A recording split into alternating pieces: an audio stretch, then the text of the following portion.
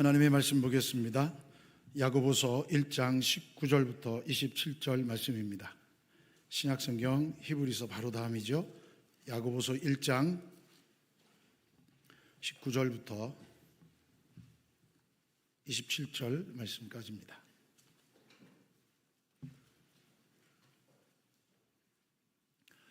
야고보서 1장 19절부터 27절 말씀 제가 봉독해 올립니다.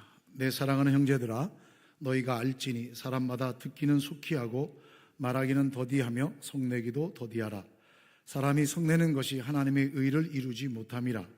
그러므로 모든 더러운 것과 넘치는 악을 내버리고 너희 영혼을 능히 구원할 바 마음에 심어진 말씀을 온유함으로 받으라.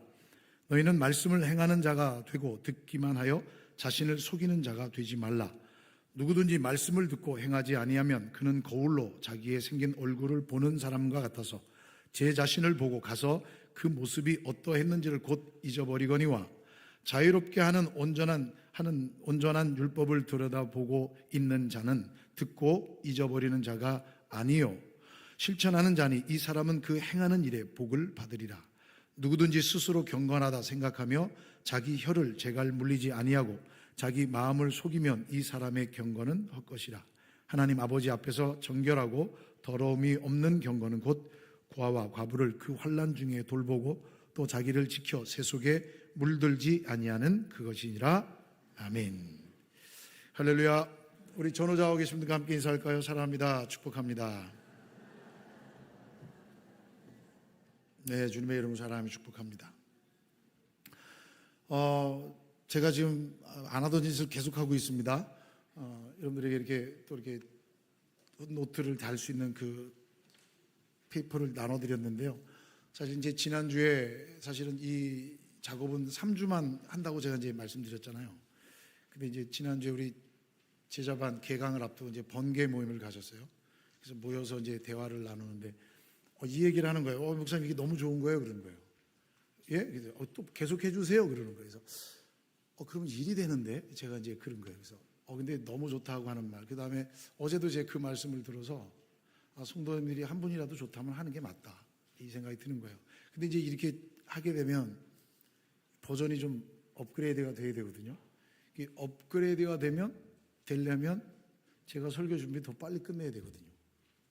이거 일이 되는 거예요. 그래서 고민스럽지만 그래도 여러분들에게 도움이 된다면 한번 제가 이렇게 한번 계속 하겠습니다. 만약에 제가 힘들고 지루하면 제가 끝낼게요. 근데 필요하다고 하면 한번 저도 계속 한번 이렇게 해보겠습니다. 좀 변화를 주는 것도 좀 좋다고 생각하거든요. 한번 참고가 되신다면, 도움이 되신다면 참 좋겠습니다. 자, 우리는 지난 3주 동안 그 은혜 위에 은혜가 넘치는 삶이라는 주제로 또 함께 말씀의 걸음을 걸어왔습니다. 기억나시나요? 첫째 주 뭐였죠? 은혜의 원천 예수 그리스도. 두 번째 뭐였죠? 은혜 속을 걷는 매일, 은혜 위를 걷는 매일의 삶. 세 번째 뭐였죠? 은혜의 통로가 되는 삶. 이제 이렇게 같이 말씀을 나눴습니다. 자, 그렇다면 여러분, 우리 이렇게 생각합니다. 우리 모두는 하나님의 은혜를 받은 사람입니다. 아멘? 맞죠? 우리 모두는 하나님의 은혜를 받았죠? 예, 아멘. 그렇다면 여러분, 이 질문을 해야 합니다. 그 하나님의 은혜가 나의 삶에 어떤 변화를 주셨는가? 이 질문을 던져야 합니다. 하나님의 은혜를 받았다면 내 삶에 그 하나님의 은혜가 내 삶에 어떤 변화가 있느냐는 겁니다. 그 변화의 모습이 계속 진행되느냐라는 거죠. 야고보 장로는 서신을 통해서 그 당시 믿음의 공동체에 만연했던 문제 몇 가지를 아주 날카롭게 지적하고 있습니다. 그래서 야고보서가 길지는 않지만 이 야고보서에 굉장히 신랄한 그런 메시지가 담겨져 있습니다. 어쩌면 이 말씀은 오늘을 살아가는 우리에게도 마치 오늘 살아가는 우리에게 그냥 맞지 않은 것처럼 기록한 듯한 느낌을 받습니다. 어떤 문제일까요? 여러분, 신앙생활의 가장 큰 적이 뭡니까? 여러분, 신앙생활의 가장 큰 적은요, 하나님의 말씀을 듣는 것과 행하는 것이 다른 거예요. 말씀을 듣는 것과 행하는 것에 괴리감이 있는 거예요. 이게 다른 거예요. 분리되어 있는 신앙이 바로 초대교회에 있었던 신앙의 문제였고 오늘 우리가 살아가는 신앙생활의 가장 큰 적이 된다는 것이죠. 자, 성도들은 하나님의 말씀을 열심히 들었습니다. 그러나 그 말씀이 삶으로 옮겨지지 않은 것 같아요. 그 말씀이 그냥 이 안에서 듣고 끝난 거예요. 그래서 야고보 장로는 이런 신앙을 뭐라고 얘기하냐면 헛된 종교라고 정의해 버립니다. 오늘 본문 말씀에 그렇게 표현되어 있습니다. 그러면서 진정한 경건은, 진정한 신앙생활은 말씀으로 변화되는 삶의 실천이 뒤따라가야 한다라고 말씀하고 있습니다. 아주 강력한 메시지죠.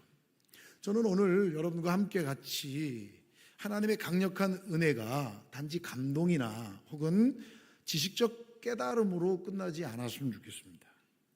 오늘 저와 여러분들의 삶을 비추는 거울이 되어 그래서 우리의 신앙생활에 아름다운 열매를 맺는 복된 시간 될 수 있기를 주님의 이름으로 축복합니다. 자, 그러면 여러분 어떻게 해야, 그럼 먼저 어떻게 우리가 하나님의 은혜를 받을 수 있느냐는 거예요. 하나님의 은혜를 받아야 되잖아요. 그죠? 그러니까 하나님의 은혜를 받으려면 이 하나님의 은혜가 내 안에 담겨져야 되잖아요. 담겨져야 되잖아요. 그러니까 이렇게 훅 지나가 버리면 이건 은혜를 받았다고 말할 수 없는 거죠. 이게 담아야 되는 거예요. 야고보 장로는 그 은혜를 담는 그릇이 뭐냐? 바로 말씀을 듣는 태도라고 얘기합니다. 하나님의 은혜를 담는 그것은 뭐냐? 그릇이 뭐냐? 말씀을 듣는 태도라고 말씀합니다. 여러분, 하나님의 은혜는 하늘에서 그냥 툭 떨어지는 게 아닙니다. 가끔 여러분들 그렇게 말씀하죠. 이제 목사님 은혜 받았습니다 얘기하는데, 예, 너무 좋죠. 반갑고 또 목사님 좀 말씀의 은혜가 되었습니다. 너무 좋죠. 근데 여러분, 말씀 그냥 이렇게 툭 떨어지는 게 아니에요. 그냥 말 듣고서 좋았어요. 오늘 말씀 좋았어요. 이게 은혜가 아니에요. 우리는 그게 은혜라고 착각하는데, 은혜는 말씀을 듣고 판단하고 좋다 나쁘다 판단하는 게 은혜가 아니에요. 말씀의 은혜를 담는 그릇이 뭐냐? 우리가 하나님 앞에 어떤 자세로 나아가느냐에 달려 있어요. 오늘 이 자리에 상당히 많은 성도님들과 같이 예배를 드립니다. 우리 함께 같이 예배 드릴 때 이 예배를 드리는 자의 자세는 각각 다 달라요. 똑같지 않습니다. 죄송한 얘기지만 지금도 핸드폰 보시면서 이렇게 여기저기 이렇게 기사 보시는 분 있을 거예요. 제가 그 소리 굉장히 많이 듣거든요. 목사님 좀 말씀 좀 해주세요 얘기하는데 그 얘기해서 뭐 할 거예요? 내 손, 내 핸드폰, 내 눈, 내 손가락으로 본다는데 그걸 어떻게 말려요?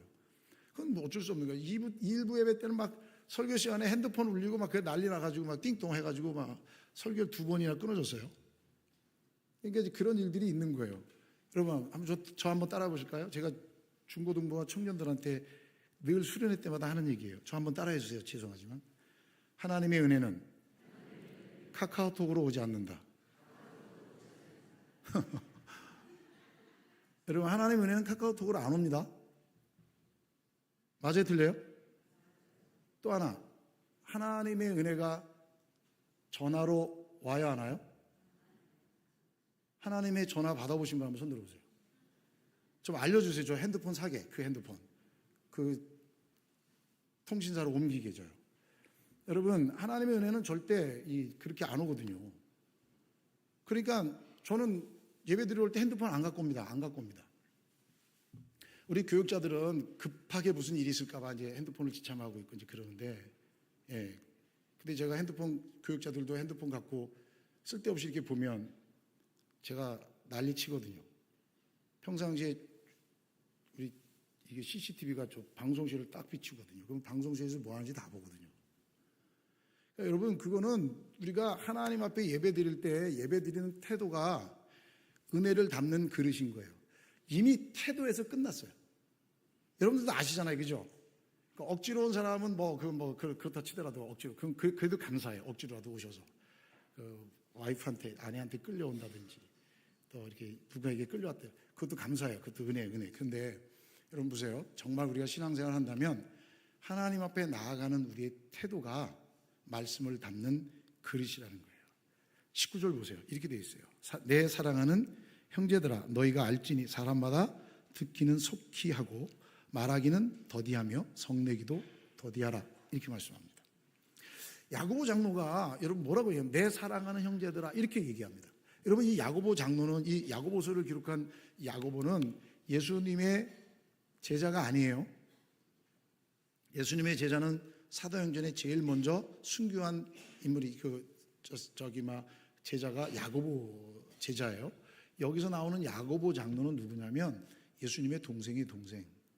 그러니까 이 초대교회 때 굉장히 중요한 위치를 했던 이 리더란 말이에요, 리더. 그리고 또 이 사도 바울이 이방인 선교를 할 때 그거를 정리해주는 그 종교 회의에서 딱 결정해준 사람이 누구냐면 야고보 장로예요. 이제 그 야고보 장로와 이 베드로가 굉장히 중요한 역할을 했던 그만한 권위를 가지고 있었던, 말로 표현할 수 없는 권위를 갖고 있었던 이 야고보 장로가 뭐라고 얘기하냐면 나의 사랑하는 형제들아 이렇게 얘기합니다. 아주 겸손하죠. 이 역사학자인 요세푸스의 기록의 책에 의하면 야고보를 이렇게 기록합니다. 그는 기도의 사람이다 이렇게 얘기합니다. 그러니까 야고보가 얼마나 기도를 많이 했냐면 사람들이 그의 무릎을 보고 낙타 무릎이라고 했어요. 낙타 무릎. 여러분 이 여행 이쪽 아랍 쪽이나 이게 이집트 다녀오신 분들 낙타를 보셨을 거예요. 낙타가 그 일을 끝나고 잠깐 쉴 때 이렇게 구부리고 앉아 있는데 낙타는 관절이 2개예요. 무릎 관절이 2번 꺾여요. 근데 이렇게 앉아 있을 때 보면 그렇게 겸손하게 앉아 있습니다. 낙타가 그렇게 겸손한데 낙타 무릎을 보면 무릎이 대단합니다. 그런데 야고보의 무릎을 향해 낙타 무릎이라고 얘기합니다. 그러면서 그를 의인 야고보라고 불렀다고 전해지고 있습니다. 여러분 진정한 교회 지도자, 리더, 또 존경받는 성도는 이런 모습이어야 돼요. 직분으로 누르는 게 아니거든요.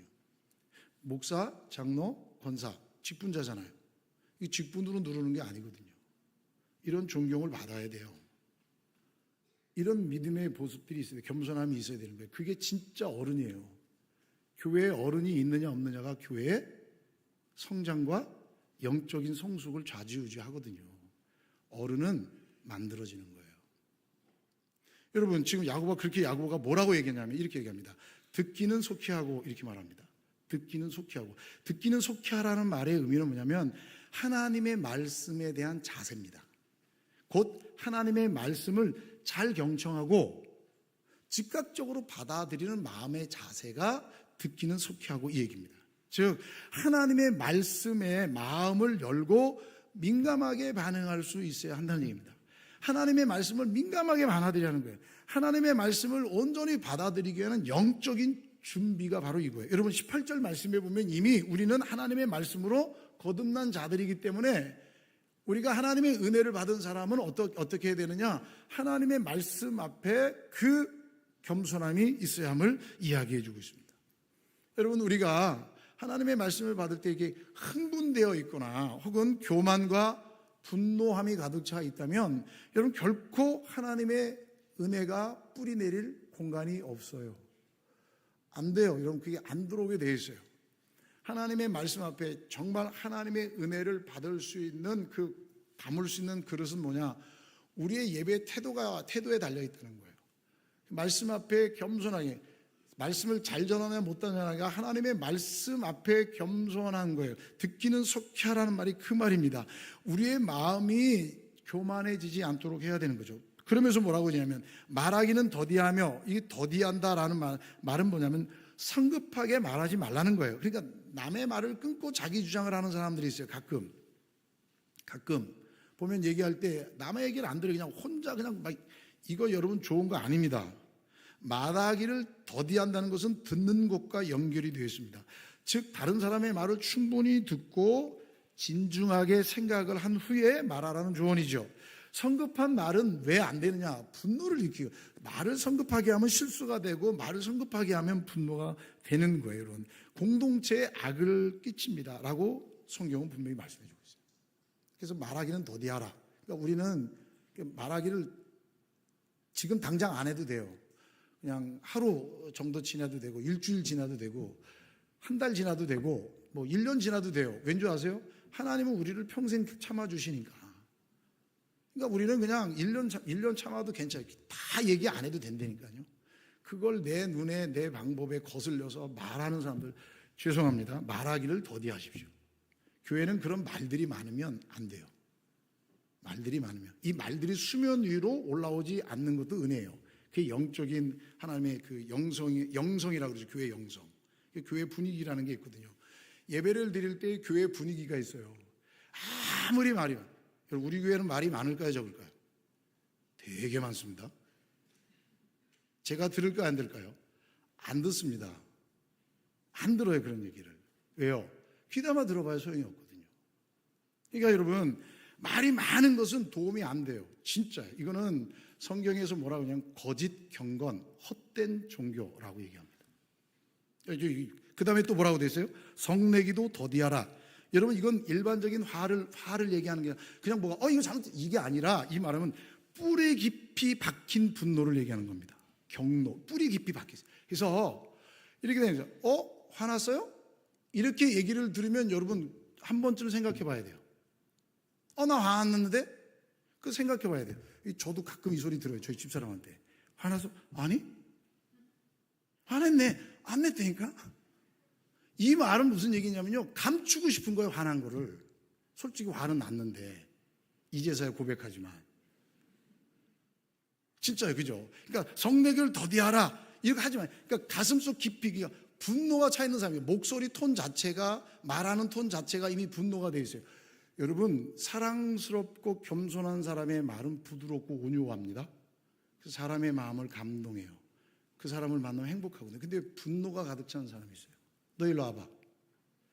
이러면 교회에서 이런 단어 쓰면 돼요, 안 돼요? 안 돼요. 목사인 저도 교육자들한테 너 일로 와봐 이런 얘기 안 하거든요. 절대 안 하거든요. 그거 하면 안 돼요. 그럼 그거 깨지는 거예요. 리더십이 깨지는 거예요. 분노를 폭발하면 20절 말씀 보세요. 하나님의 의를 이루지 못한다라고 성경이 분명히 기록하고 있거든요. 우리가 하나님의 의를 드러내기 위해서 분노를 더디내야죠. 여러분, 성경을 잘 보세요. 분내는 성내기도 더디하라. 우리는 화를 안 낼 수 없는 존재예요. 그러나 성내는 것이 내 마음을 황폐하게 만들고 하나님과의 관계를 어긋나게 하기 때문에 상대방에게 상처를 주기 때문에 할 수만 있다면 화를 내는 것, 분을 내는 것을 자제하라라고 말씀하고 있습니다. 잠언 19장 11절 말씀에 노하기를 더디하는 것이 사람의 슬기요. 더디 화를 내는 게 슬기라는 거예요. 잠언 16장 35절에 노하기를 더디하는 자는 용사보다 낫고 장수보다 낫다는 얘기입니다. 그러나 잠언 12장 16절 말씀에 미련한 자는 당장 분노를 나타낸다라고 말합니다. 그러니까 우리가 이러한 것들에 더욱더 민감한 반응을 보일 수 있어야 되는 거예요. 여러분, 우리의 분노는 하나님의 정의로운 분노하고 질적으로 달라요. 가끔 예수님도 화내셨잖아요 라고 얘기하는데 이런 교만함이 어디 있어요. 여러분, 그 뒷감당 어떻게 하시려고 예수님의 거룩한 공의로운 분노를, 정의로운 분노를 자기의 이 분노로 희석시키려고 그래요. 이건 교만한 거예요. 여러분, 성경을 아무 때나 갖다 붙이면 안 돼요.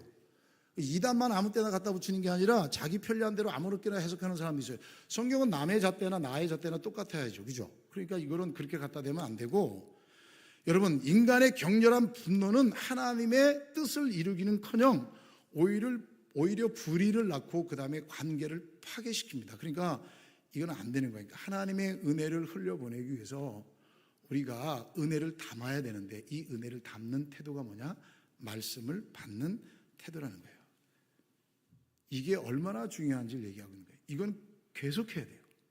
끊임없이 해야 돼요. 이거는 하나님 나라 갈 때까지 해야 돼요. 왜요? 우리의 죄성 때문에 여러분, 사람 안 바뀝니다. 사람이 바뀐다고 착각하고 있는데 사람 절대 안 바뀝니다. 그런데 하나님의 은혜를 구하는 거예요. 하나님의 은혜를 구하니까 내 성질이 안 나오는 거죠. 이게 너무 중요한 거예요. 사람이 바뀌면 하나님의 창조가 실패라는 얘기니까 이게 근원부터 부정되니까 이건 안 되는 거예요. 내가 그러면 실패작이 되는 거거든요. 그게 아니고, 그러니까 이 말씀을 통해서 분명히 됨을 알고 있으니까 막 강조해 주고 있죠. 21절 보세요. 그러므로 그러니까 이 그러므로는 성도들이 취해야 할 적극적인 행동을 얘기해 주고 있는 거예요. 그러므로 즉 인간의 화냄이 분냄이 하나님의 의를 이루지 못하기 때문에 성도는 영혼을 구원을 받을 말씀을 받기 위해서 내면적으로 준비해야 된다는 거예요. 준비해야 된다. 그러므로 그러므로 모든 더러운 것과 넘치는 악을 버리고 내버리고 너희 영혼을 능히 구원할 바 마음에 심어진 말씀을 온유함으로 받으라. 여러분, 이것은 분노를 억제하고 버리는 것을 넘어서 하나님의 말씀을 받기 위해서 영적인 정화 과정, 내 마음의 정화 과정을 얘기하는 거예요. 이 정화의 과정은 내 힘과 스스로 나 비울 거야 라고 되는 게 아니라 하나님의 은혜로 돼야 되는 거예요. 하나님의 은혜로. 그러니까 이것이 되려면 어떻게 되냐면 성경을 다시 보세요. 모든 더러운 것과 넘치는 악을 내버리고 너희 영혼을 능히 구원할 바. 그러니까 하나님의 말씀만이 우리를 능히 구원해 주시기 때문에 하나님의 말씀으로 구원받은 은혜로운 하나님의 사람들이 이 하나님의 은혜를 받기 위해서 하나님의 말씀을 온유함으로 받으라라고 말씀해 주고 있어요. 그럼 여러분, 여기서 더러운 것과 넘치는 악이 뭐예요? 하나님의 말씀이 들어오는 것을 방해하는 모든 장애물이에요. 그럼 하나님의 말씀이 들어오는 것을 방해하는 모든 방해물이 뭐예요? 여러분, 3장 4장에 보면은 언어에 대한 이야기가 나오고 이웃과의 관계에 대한 이야기가 나와요. 그러니까 모든 더러운 것과 악한 것은, 넘치는 악은 뭐냐? 바로 언어폭력, 그리고 폭력적인 성향, 그리고 관계를 깨트리는 그런 태도, 자세, 이걸 얘기하는 거예요. 이런 것들은 하나님의 말씀을 받는 것을 방해하는 주요한 장애물이라는 거죠. 이 장애물들을 어떻게 과감하게 버리라는 거예요. 말씀을 듣기 전에 이걸 다 제어해버리는 거예요. 여러분, 이거 내가 버린다고 버려지는 게 아니에요. 그래서 하나님의 은혜를 구하는 거예요. 하나님의 은혜를. 여러분, 예배 시간 우리 기억나세요? 예배 캠페인 했던 거? 그러니까 교회 와서 예배를 드리기 전에 내 마음의 영적인 정화 작업을 해야 되는 거예요. 그러니까 성도들하고 얘기하고 싶어도 참아야 되는 거예요. 예배를 위해서, 나를 위해서요. 다른 게 아니에요. 얘기하고 싶다. 나가서 하세요. 나가서. 다른 사람을 방해하지 마시고.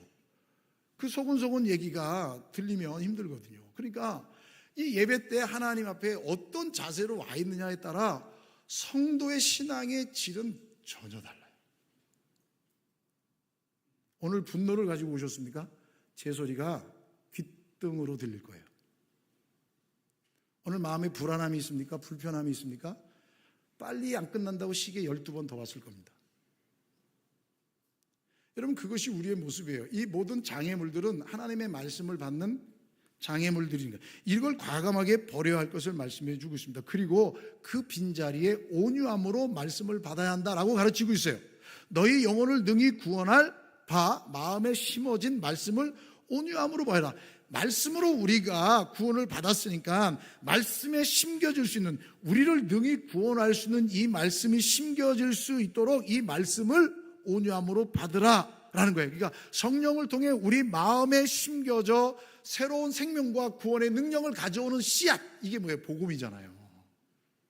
이 복음을 온유함으로 받으라. 말씀을 온유함으로 받으라. 그러니까 말씀을 받을 때 먼저 우리의 마음이 온유함으로 변화되어 있어야 진정한 하나님의 사람들이라는 거죠. 이 온유함이라는 것은요, 부드럽고 말 안 하고 참고 있는, 이게 온유함이 아니라 하나님의 권위 앞에 기꺼이 자신을 복종시키고 순종하는 영적 태도가 온유함의, 성경에서 말하는 온유함. 하나님의 말씀 앞에 기꺼이 자신을 복종시키는 거예요. 내 형편, 내 상황, 내 생각, 내 경험, 내 지식, 내 위치, 내 지위야 상관없이 하나님의 말씀이 들어올 때는 즉각적으로 받는 거예요. 이걸 터달지 않는 거예요. 그게 진정한 하나님의 성도들의 자세이고 그것이 진정한 아름다운 신앙생활의 출발임을 말씀해 주고 있는 거예요. 19절의 분노와 정반대되죠. 말씀을 거부하지 않고 받아들이는 거예요. 오늘 하나님의 말씀 앞에 겸손하게 엎드리는 거예요. 무엇을 말씀하실까? 이 말씀에 찔림이 있다면 목사님이 나를 찍네 이렇게 하지 마세요. 저도 신앙생활 어렸을 때에서 이거 옛날부터 많이 들었던 얘기예요. 여러분, 저 그렇게 시간 많은 사람이 아닙니다. 여러분들의 상황이 어떻다고 해서 다 일일이 체크해가지고 내가 그 사람을 위해서 내가 찍어야지, 저 그럴 시간 없습니다. 설교 준비하기도 바쁜데 뭘 또 찍고 자시고 할 게 있어요. 그게 아니라 찔림이 있다면 주님, 오늘 주님께서 저에게 은혜를 주시네요. 그리고 즉각적으로 받으셔야 돼요. 이게 은혜예요. 그걸 토달지 마세요. 터달아서 좋을 거 하나도 없어요. 토달면 분노 생깁니다. 여러분들이 저에 대해서 분노 없어요? 있잖아요. 저에 대한 거부감이 없어요? 있잖아요. 근데 말씀에 대한 거부감을 갖는 순간 여러분, 저와 왜 그 관계를 깨야 되는지 아십니까? 하나님의 말씀이 안 들어와요. 말씀의 은혜가 자리 잡을 수 있는 시간이 안 되는 거예요. 그러니까 여러분, 그럴 때는 어떻게 해야 되냐? 내 자신을 빨리 돌이켜야 돼요. 돌이켜야 되는 거예요. 그렇게 앉아서 예배 드리는데 그 예배가 행복하겠어요? 성도들에게 유익하겠어요? 그런 의미가 아무것도 없다는 얘기죠. 말씀을 속히 들으라는 거예요. 그 말씀, 우리의 영혼을 능히 구원할 수 있는 능력을 가지고 있는 그 씨앗인 말씀을 속히 들으라고 얘기합니다. 그리고 말씀을 속히 듣고 더디 말하고 분노를 누그러뜨릴 때 비로소 악을 버릴 수가 있고 말씀을 온유함으로 받을 수 있다라고 아주 강력히 말합니다. 이것이 은혜를 담는 길이에요. 이게 은혜를 받는, 말씀을 받는 태도예요. 예배의 태도예요. 그러면 여러분, 은혜를 받는 것이, 받는 그릇이 말씀을 듣는 태도라면, 그럼 여러분 이렇게 질문할 수 있어요. 내가 은혜를 받았는지 안 받았는지 어떻게 알아요? 자, 여러분, 우리 아까 여러분들이 대답하셨어요. 우리 모두는 은혜 받았습니다. 하나님 은혜 받았습니다. 아멘 했어요. 그죠? 그죠? 그럼 여러분, 은혜를 받았는지 안 받았는지 어떻게 알아요? 어떻게 알아요, 여러분? 내 스스로도 내가 은혜를 받았는지 안 받았는지를 체크해야 될 것 아니겠습니까? 내 안에 은혜가 있는지 없는지를 알아야 내가 그 은혜를 흘려보내는 통로의 삶을 살지요. 야고보 장로는 이 핵심 메시지를 지금 증거하고 있는 거예요. 그 은혜를 확인할 수 있는 방법은 뭐냐? 신앙생활로 나타난다라고 얘기합니다. 신앙생활로. 은혜는 단지 듣고 느끼는 감정이 아니라 신앙생활로 나타난다는 거예요. 은혜를 갖고 있다는 얘기는 내 삶 속에 그 은혜가 표출되게 돼 있다. 22절 말씀 보세요. 너희는 말씀을 행하는 자가 되고 듣기만 하여 자신을 속이는 자가 되지 말라라고 말하는 거예요. 그러니까 22절부터 25절 말씀까지는 나의 믿음이 행함으로 완성돼야 한다라고 말해주고 있는 거예요. 여기서 여러분, 로마서에 나와 있는 오직 의인은 믿음으로 말미암아 살리라는 이 말씀과 충돌하는 것 같은 얘기예요. 그래서 루터가 이거 야고보서를 별로 안 좋아했거든요. 근데 여러분, 충돌하는 게 아니에요.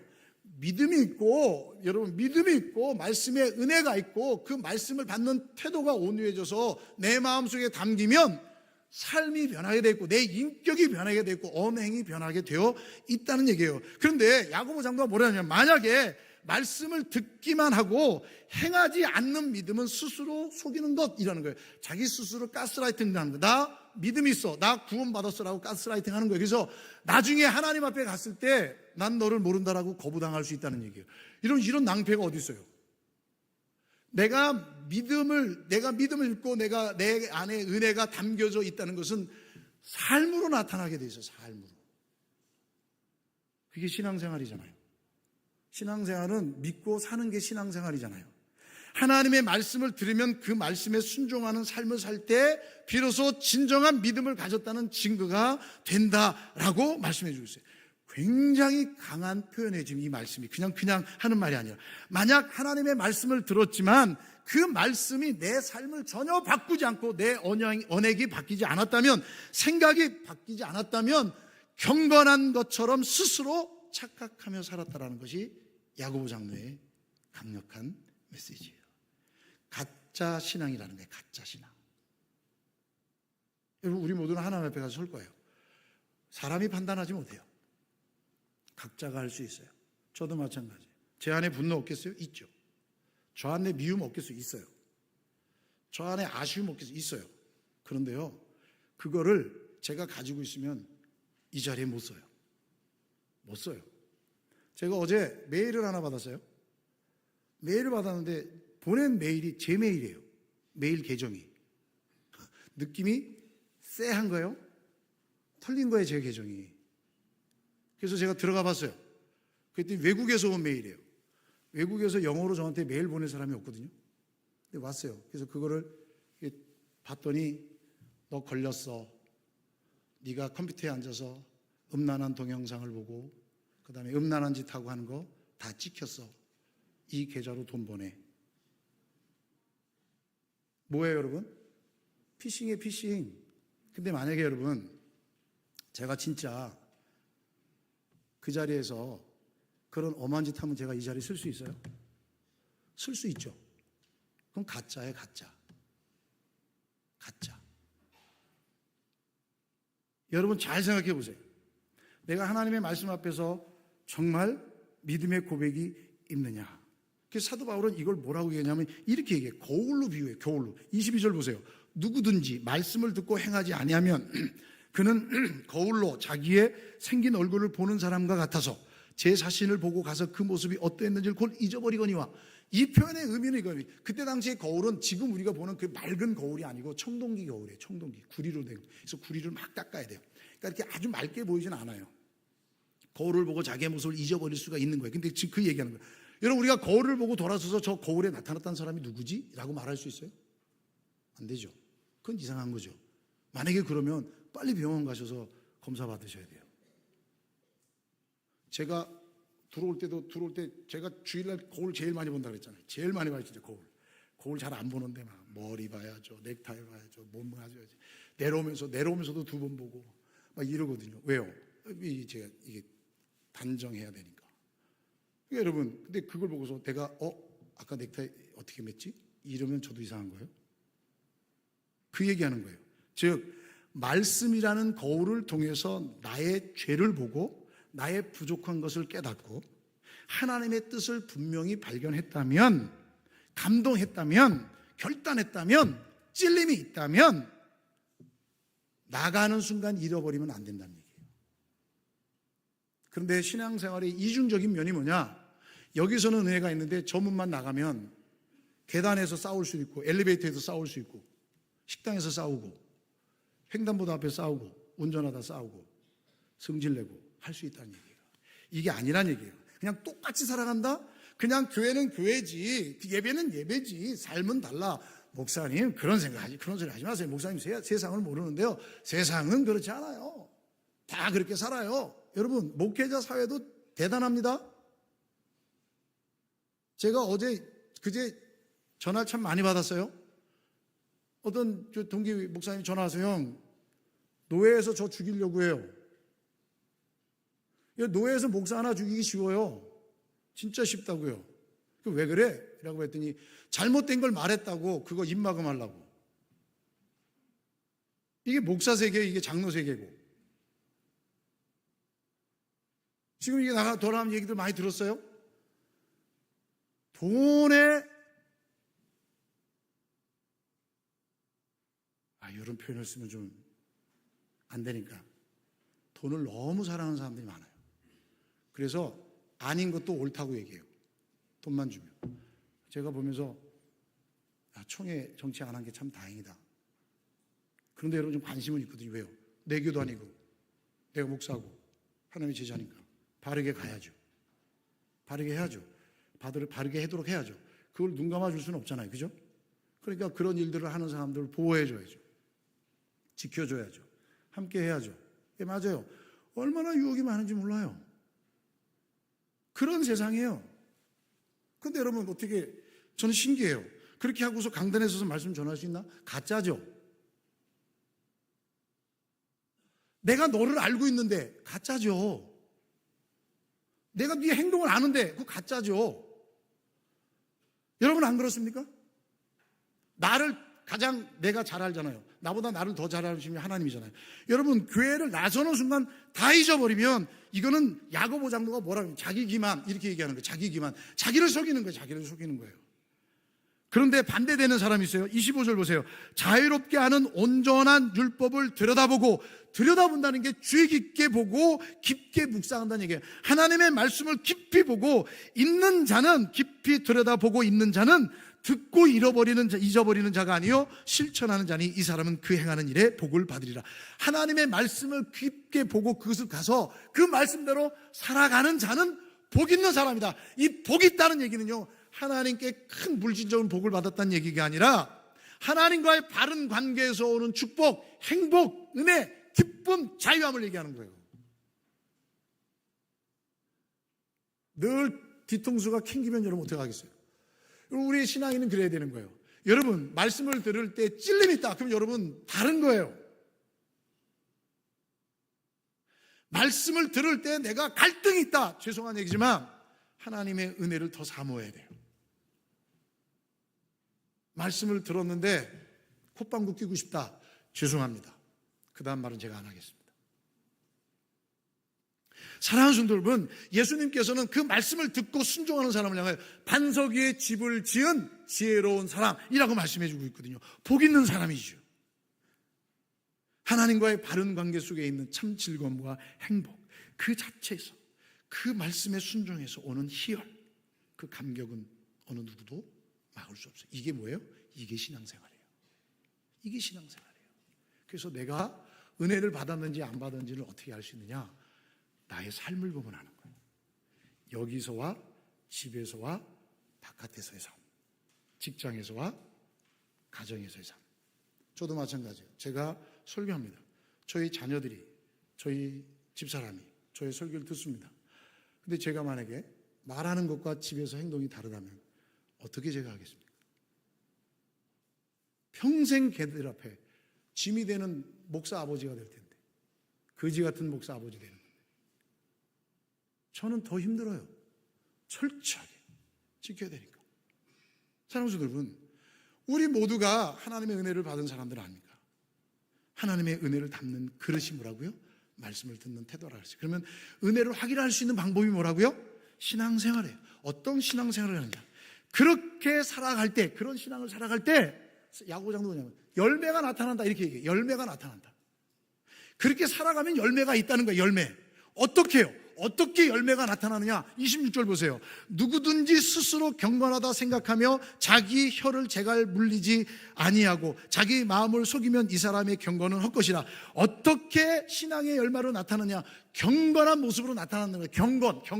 경건의 모습이 나타난다는 얘기예요. 경건이 뭐냐?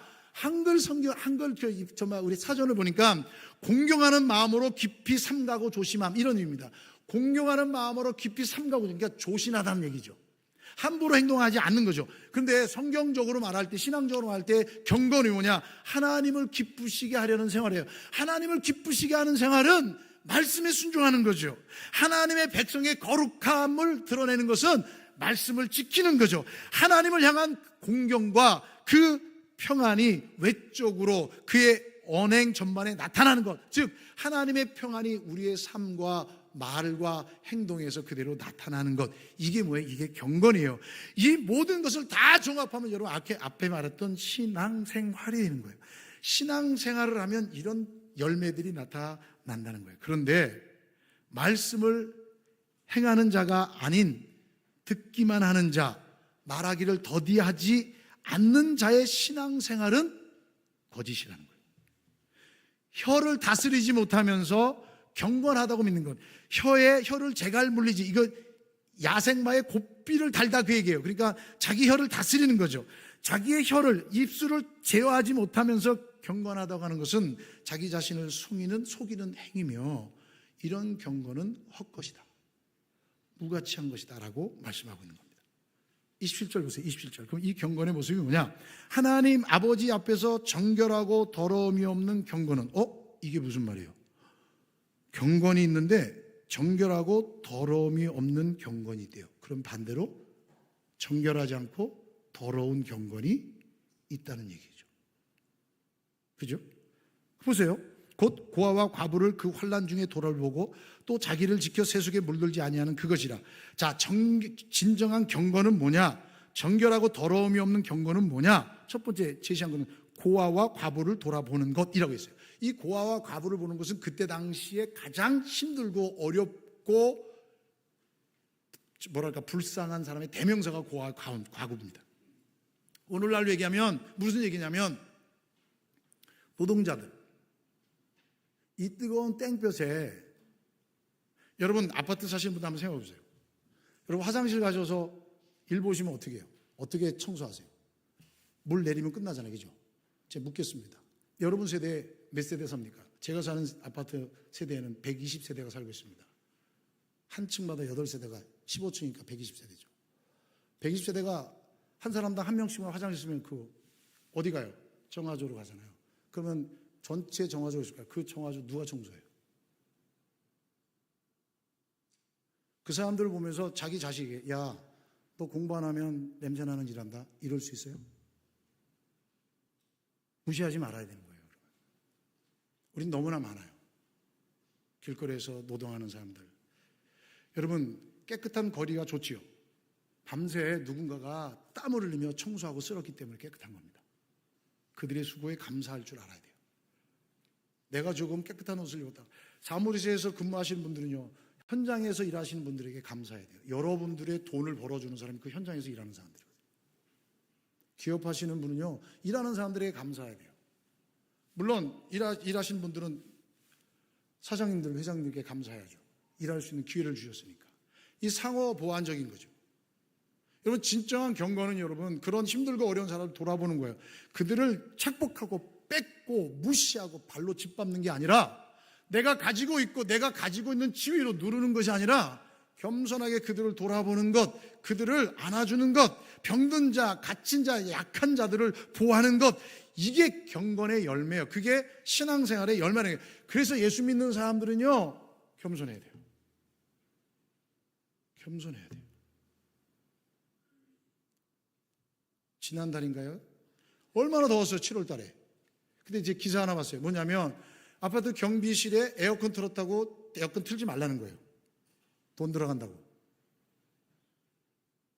이거 우리나라에 있는 일이에요. 한국 서울에서 있었던 일이에요. 이거 종종 나오는 얘기잖아요. 어떻게 살라고? 무시하는 거예요. 내가 돈 내니까 쓰지 말라는 얘기예요. 그분이 안 있으면 안전이 보호가 안 되는데, 그들의 수고가 얼마나 큰데 감사해야죠. 여러분, 예수 믿는 사람들은요, 아파트에서 다닐 때, 직장에 다닐 때, 버스 운전하시는 분들에게, 뭐 이렇게 하신 분들에게 늘 고마운 마음, 감사한 마음 가져야 돼요. 이게 경건이에요. 이게 경건. 예수 믿는 사람들. 두 번째, 자기를 지켜 세속에 물들지 않는 것. 자기를 지켜 세속에 물들지 않는 건 다른 게 아니에요. 이 세상은요, 우리가 경건한 삶을 살려면 얼마나 유혹하는지 몰라요. 하나님의 뜻과 다른 가치관을 가지고서 우리를 얼마나 가지고 오는지 몰라요. 여러분, 세상에서 진짜 예수 믿는 사람들의 적은 누구냐? 예수 믿는 사람이에요. 야, 너만 예수 믿는 거 아니거든. 이런 얘기 많이 듣잖아요. 우리 목사 세계에서도 그러거든요. 야, 이 목사만 깨끗한 척 하지 마라. 그럼 전 뭐라 그랬어요? 야, 그럼 너 목사 아니야. 제가 그러거든요. 뭐 목사직을 왜 붙들고 그냥 내려놓지? 그 치사하게 딴짓해라, 딴짓. 제가 그러거든요. 저는 그런 소리 할까봐 지금 안 받으시는 거예요. 제가 전화 와서 이 목사님 절대 그런 소리 하지 마세요. 저 그렇게 얘기하는데, 제가 가면 제가 그 소리 할 거거든요. 근데 여러분 보세요. 세상은요, 우리를 얼마나 유혹하는지 몰라요. 성공과 재물을 숭배하고 자신의 욕망을 우선시하고 남을 무시하는 이 세상의 가치관은요, 예수 그리스도의 가르침과 정반대돼요. 근데 이 세속에 물들지 않는 거예요. 세상으로 보냄받았지 세상에 물들라고 하지 않았어요. 세상으로 보냄받아서 빛으로, 세상에 보냄받아서 소금의 역할을 감당하라 그랬지, 그 속에 동화되라는 얘기가 아니거든요. 그러니까 여러분, 얼마나 많은 유혹이 오는지 몰라요. 그런데 이러한 세상 속에서 자기를 지켜야 돼요. 뭘로요? 믿음으로. 뭘로요? 말씀으로요. 우리의 힘과 능력으로 지켜낼 수 없어요. 얼마나 이 큰데요, 유혹이. 근데 여러분, 성령 하나님이 힘 주셔야 가능한 거예요.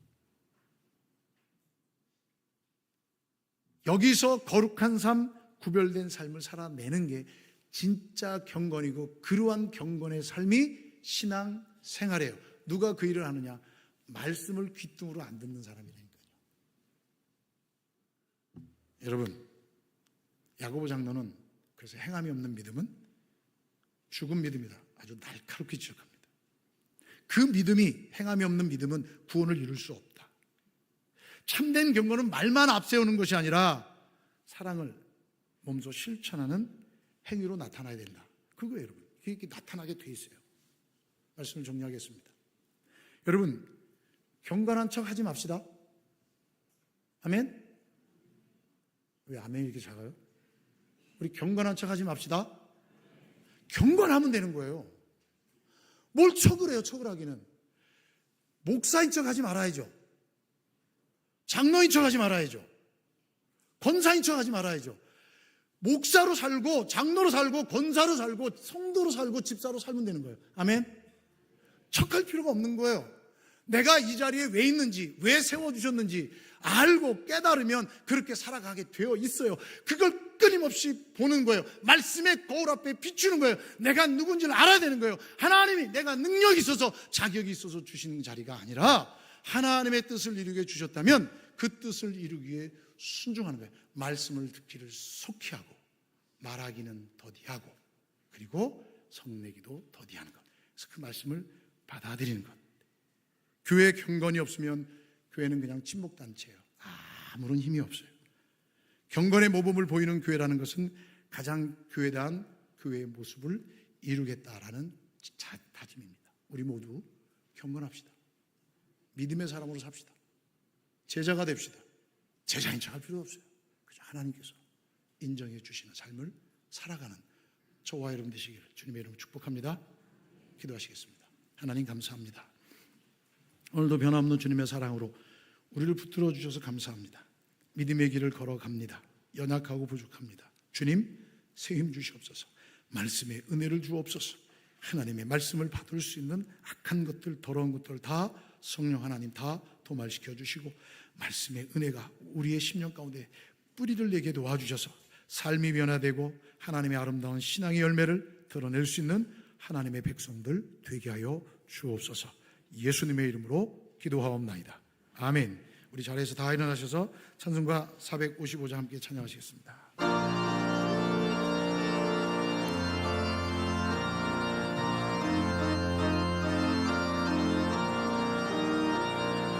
주님의 마음을 못 받는 자 그 마음의 평강이 찾아오는 험악한 세상을 이기는 하늘로부터 이 맘이로다.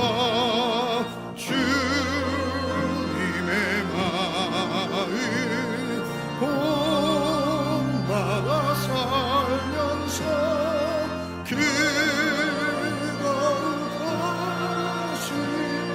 나도 이루리.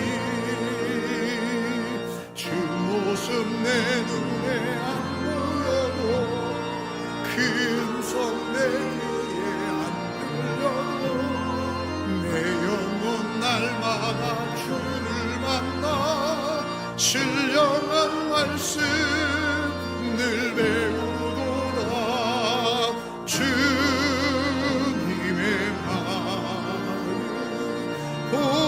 본받아 살면서 그 거룩하신 나도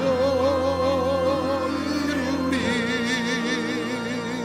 가는 길 거칠고 험하여도 내 맘에 불평이 없어지는 십자가 고난을 이겨내신 주님의 마음 본받음이라. 주님의 마음 본받아 살면서 그 거룩하신 나도 이루리. 주 예수 세상에 다시 오신 그날엔 무성무하여 주님의 빛나는 그 영상을 다 함께 보며 주 찬양하리. 주님의 마음 본받아 살면서 그 거룩하신 나도 이루리. 지금은 우리의 유일한 구원자이시며 우리의 생명 되신 우리 주 예수 그리스도의 은혜와 하나님 아버지의 넓고 다함이 없는 그 사랑하심과 성령 하나님의 위로교통 감화 감동하심의 역사가 하나님의 거룩한 사람들로서 하나님의 은혜를 받는 믿음의 아름다운 신앙적 태도가 회복되고 하나님의 말씀을 담고 그 말씀대로 순종하며 그 말씀대로 살아가며 그 말씀의 은혜로 아름다운 신앙의 열매를 맺어 주님께 영광 돌리고 수많은 사람들에게 생명의 주님을 증거하기로 다짐하고 소망 가운데 일어서는 주의 모든 믿음의 성도들 머리머리 위와 저들의 가정 위에 일터 위에 자녀 위에, 환우들의 간절한 부르짖음 위에, 해외군에 가 있는 우리의 모든 자녀들, 성도들 머리머리 위에 복중의 생명까지 이제로부터 영원토록 함께 있을지어다. 아멘.